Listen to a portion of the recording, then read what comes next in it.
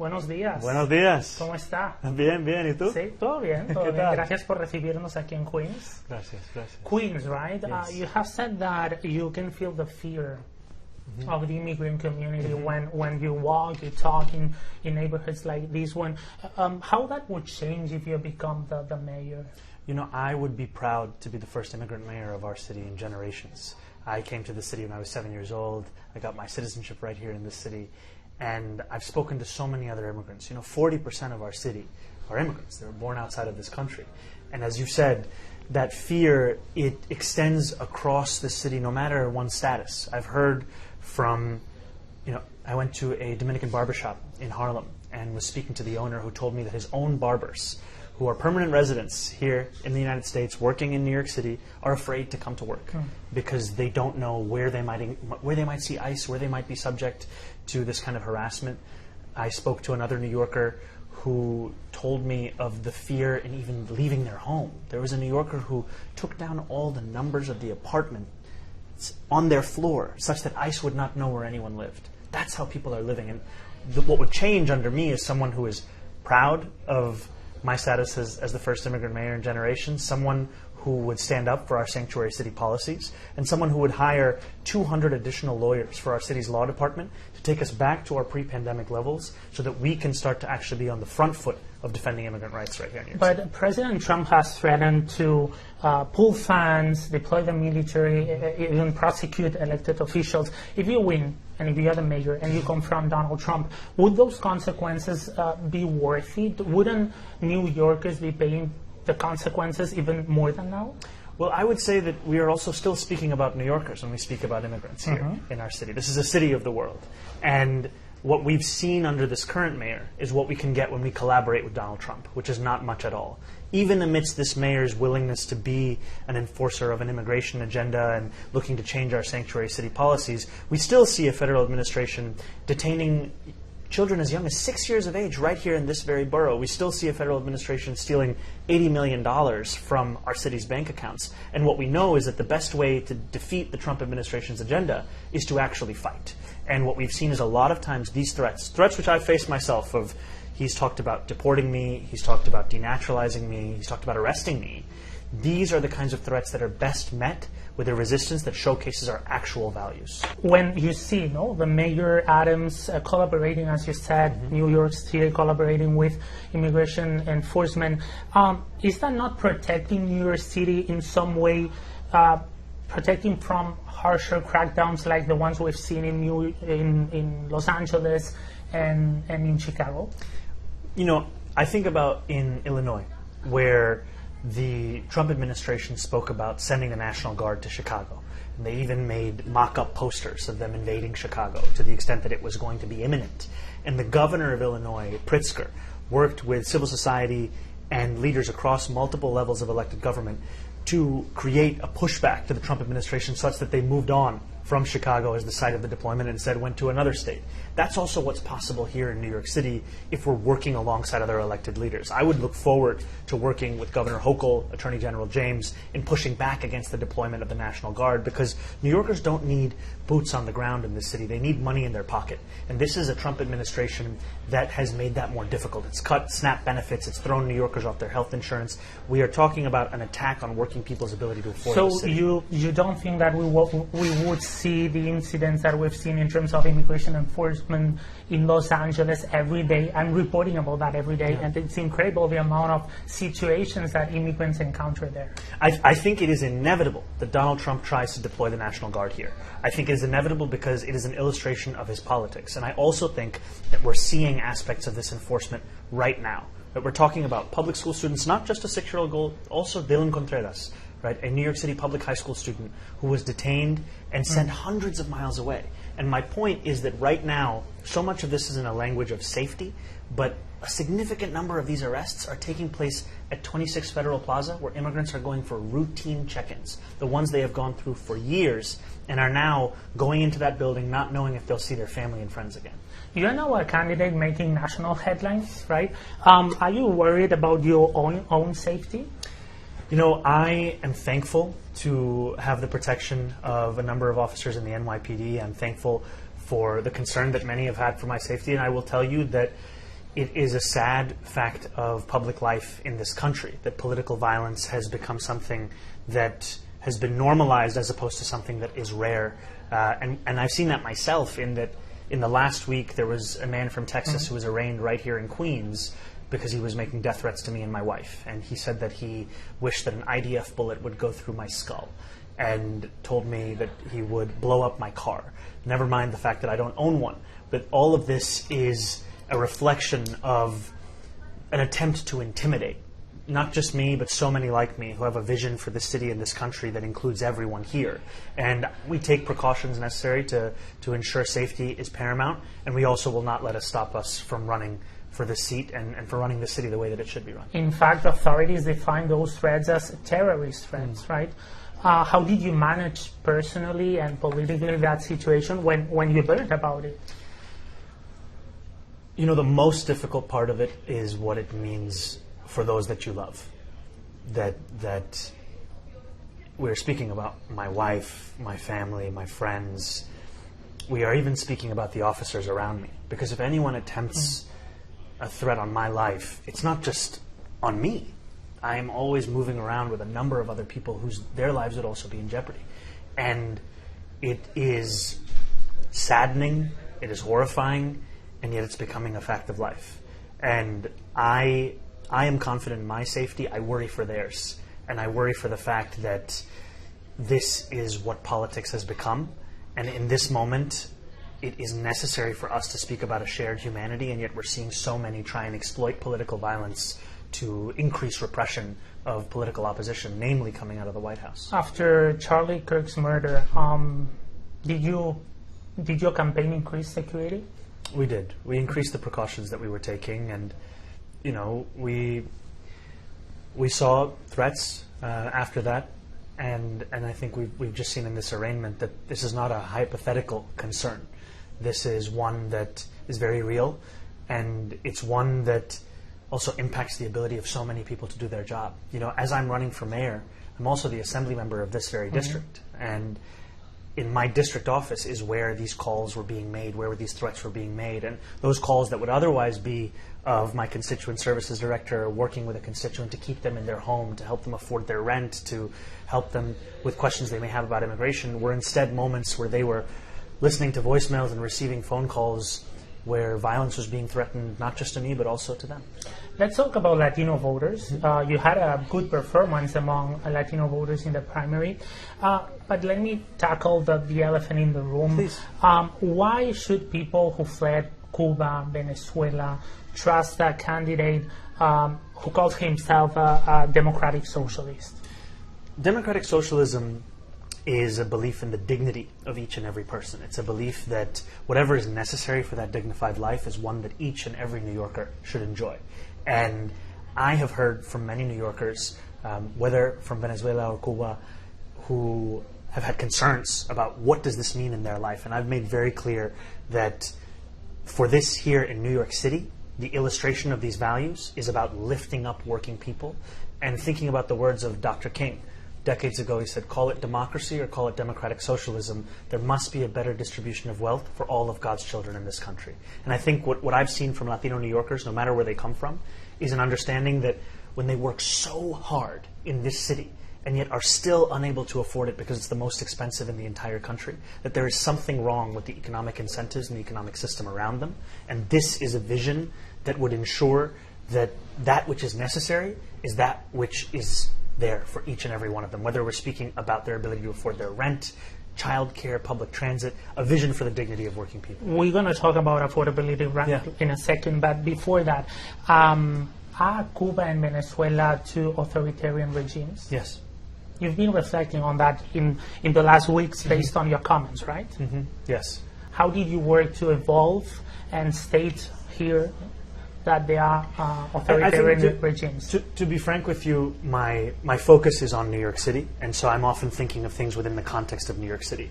And in taking the time to think more about things beyond, I think my critique and my description comes from the jailing of political dissidents, the repression of the free press, and what we see for so many that more and more that dignity is not a part of their lives. And I think this is the importance, is that the democratic socialism that I speak of here, it is one that is enshrined in the values of that belief and not in these as the examples of it. You just mentioned the working class. Let's talk about money in their real lives, everyday lives. You want to make all buses in New York City free. How would you pay for that specific proposal? So the cost of making all buses free is around $700 million a year, which is a significant amount of money, but has to be put in a larger context of a $116 billion municipal budget, a more than $250 billion state budget. And we've often seen that there is money at that level and more for a wide variety of initiatives. When Andrew Cuomo was the governor, he gave more than $950 million, more money than it would cost to make buses free, to Elon Musk for tax breaks, for example. And what I've spoken about is that this would be funded in partnership of the city and the state, with the state taking a significant portion of this. And that one of the key ways we raise this money is by ensuring that the state's top corporate tax rate, that applies to corporations that are making the largest profits in New York State, would be taxed at the same level as New Jersey. Here we have a tax rate, top tax rate at the state level of 7.25%, New Jersey 11.5%. If we match New Jersey, that raises $5 billion. And since the MTA is a state agency, you would need definitely this collaboration with the state of New York. Yes, and I think that collaboration is a critical part. However, I also look to Mayor Bloomberg as an example of what's possible with creativity and ambition around the MTA. And I mean that by, when Mayor Bloomberg wanted to extend the 7 train to Hudson Yards, typically subway stations are paid for by the state. He was so passionate, however, about that subway station, about that extension, that it was actually city money that was being used to pay for the construction of that station. That, to me, is an example also of where the city can step in, although I do think this is within a larger partnership with the If city. the Trump administration pulls some funds, federal funds, would that be valuable too? I mean, would the city work well without federal funds? These are funds, if they are pulled, they would hurt everyday New Yorkers. And we've seen that the Trump administration has taken this approach with states across the country. In California, there has been a lot of funding that has been threatened to be pulled, as well as actually attempted to be pulled. The Attorney General there estimated that through lawsuits that they pursued, for every dollar they spent on legal fees, they won more than $30,000 in funding that would have otherwise been lost. And that's why I'm so thankful that here in New York we have Attorney General James, who will stand up for working class New Yorkers and ensure that this funding continues to be a part of people's lives to the extent that we can, while we also fight to win the Democratic majority in the House. Let's talk about la renta, the rent, La renta. right? Many New Yorkers cannot believe that their rent would stabilize or even reduce. It's impossible to believe. So, well, is that really possible? I am glad to tell those New Yorkers, of the 8.5 million people that live in this city, 2.5 million live in rent-stabilized housing. And of that 2.5 million, about 1 million are Latino New Yorkers. And this is a subset of housing that has historically been quite stable, hence the name, stabilized. And it's a housing that's been a bedrock of economic security. But under Eric Adams, the rents have been raised on those tenants by 12%. And that is incredibly difficult when you're looking at a median household income of $60,000. Our commitment to freeze the rent for those tenants for 4 years is a commitment that we will uphold, a commitment that we will deliver, and a commitment that will address within the Latino community in New York City. We are speaking about the community that faces the highest levels of housing insecurity. This would be something that would return nearly $7 billion back into the pockets of these tenants across rent-stabilized housing, and that would in turn motivate the local economy. And Latinos of football, soccer. Let's talk about the World Cup. Yeah. You are accusing the FIFA of price gauging. Why is that? This is clear for all to see. I am also a football fan, a soccer fan, and the last time the United States held the World Cup as a host nation, the cost for a ticket to the final in today's dollars was less than $200.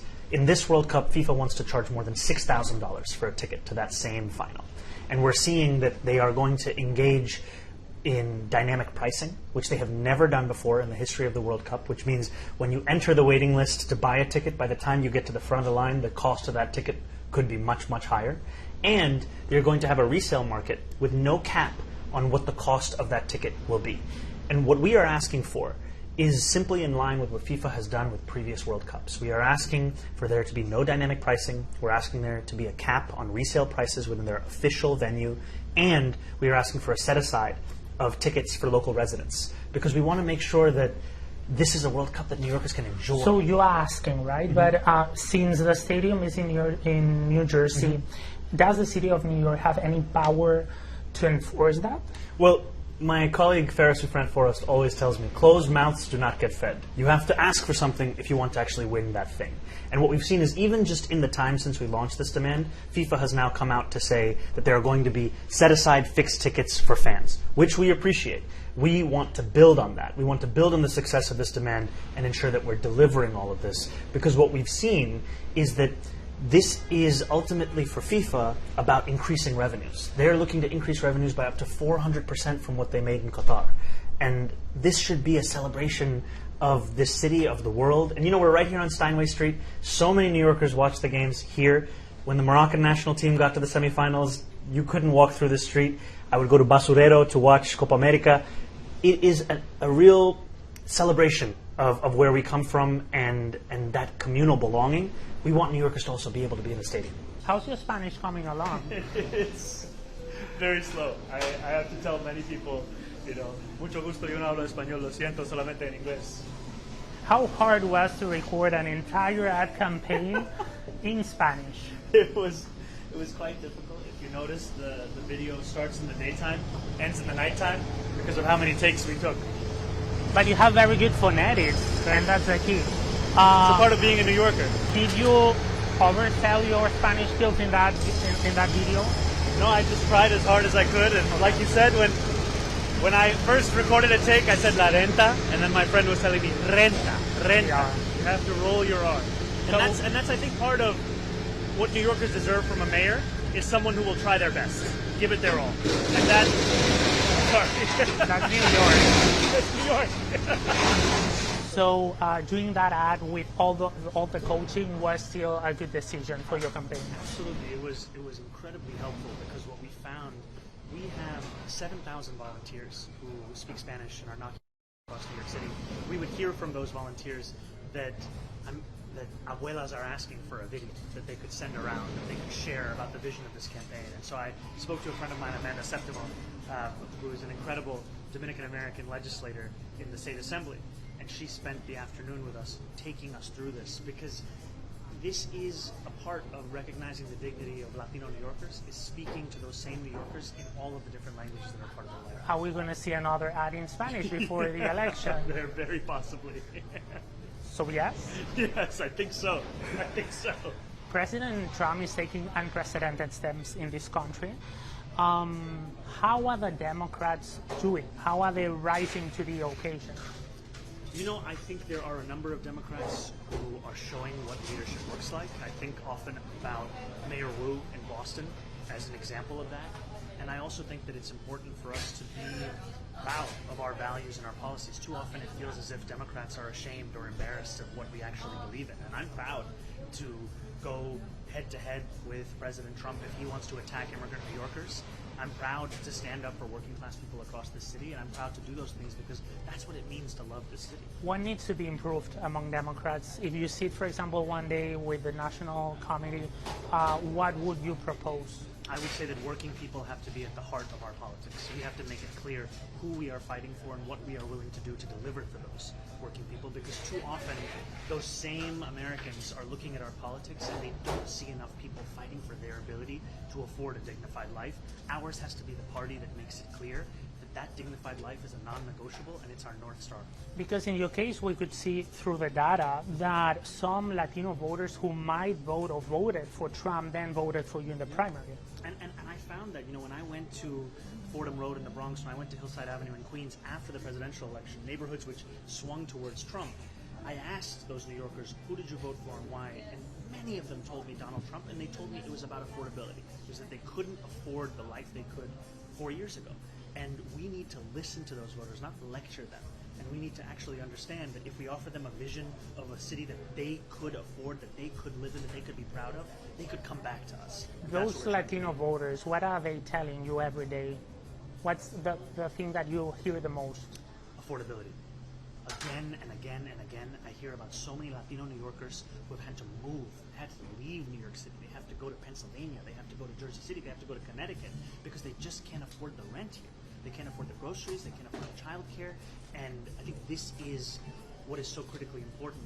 If you want to stand up for Latino New Yorkers, you have to stand up for them across the board. It's not just on one issue. It's on every single thing that they Are face. you really going to be able to promise that and become a reality? Are you going to be able to deliver the affordability that you're saying? The promises I make are the ones that I will keep. When I promise to freeze the rent, make buses fast and free, deliver universal childcare, those are the things we're going to deliver. Muchas gracias. Thank you. Muchas gracias. Muchísimas gracias. Gracias, señor.